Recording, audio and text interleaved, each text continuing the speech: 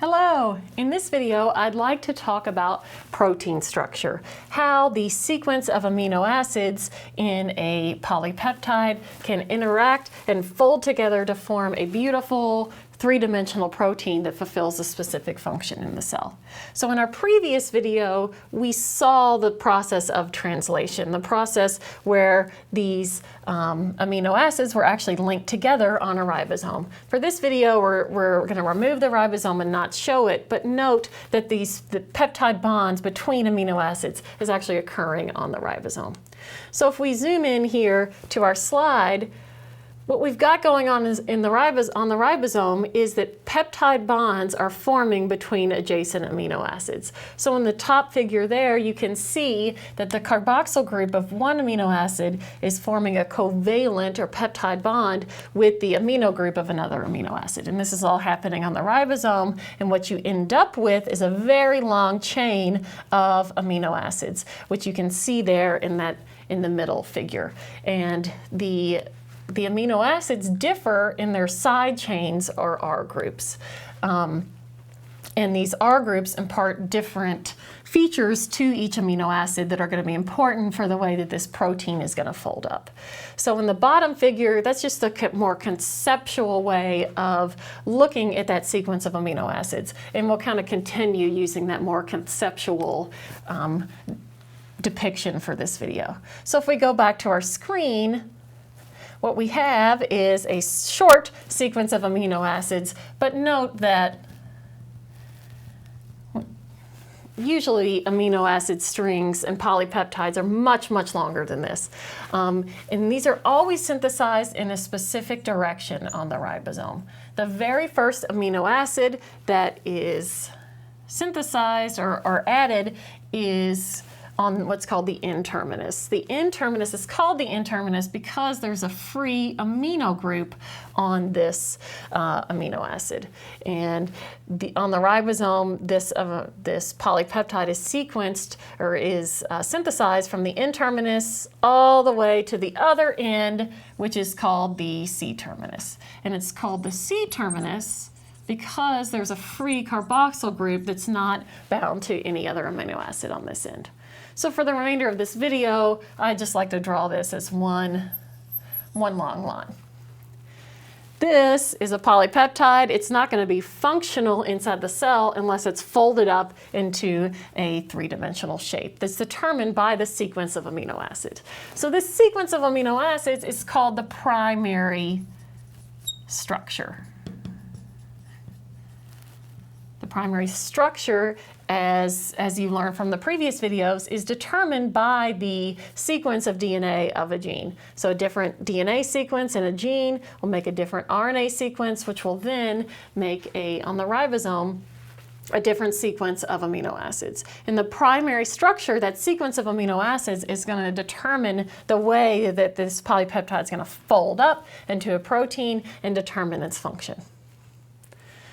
So the first step in this folding is that areas of this polypeptide will interact with each other. And there are two different ways that this can happen.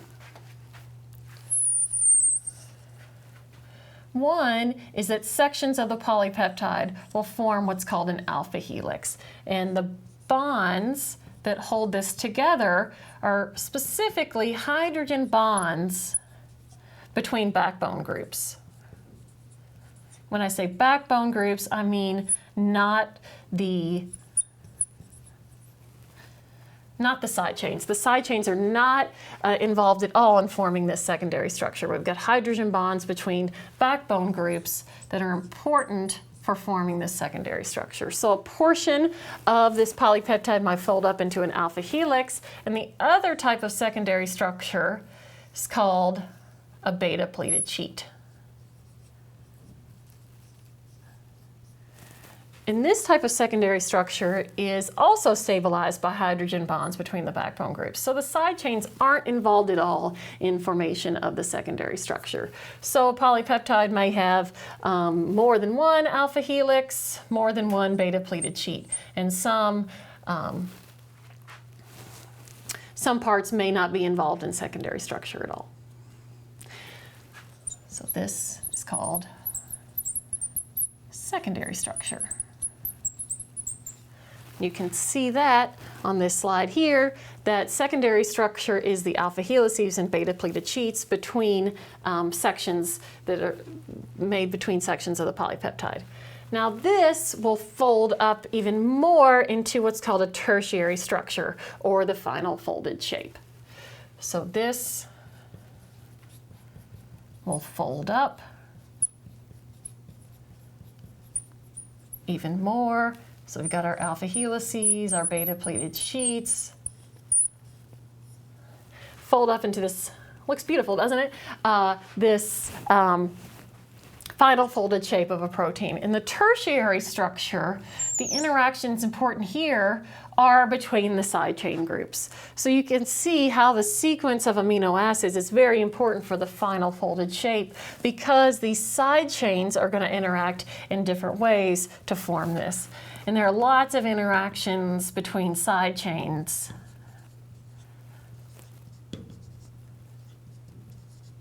That are important for formation of this tertiary structure. And this final folded shape is essential for the function that this protein performs inside the cell. So some proteins will perform functions that you cannot see. You cannot see what this protein is doing, because maybe it's just transporting molecules around in the cell, but other proteins actually are important for determining your visible traits. And that's probably what you think about when you think about genes and proteins and what they do in coding visible traits, but that's really only a small proportion of proteins that are important, or that actually determine traits. Most proteins just work inside the cell and you never see their phenotype. But again, their final folded shape is really important for that. And if you disrupt this final folded shape, for example with heat, if you have a very high fever, you can disrupt this. The interactions between side chains fall apart.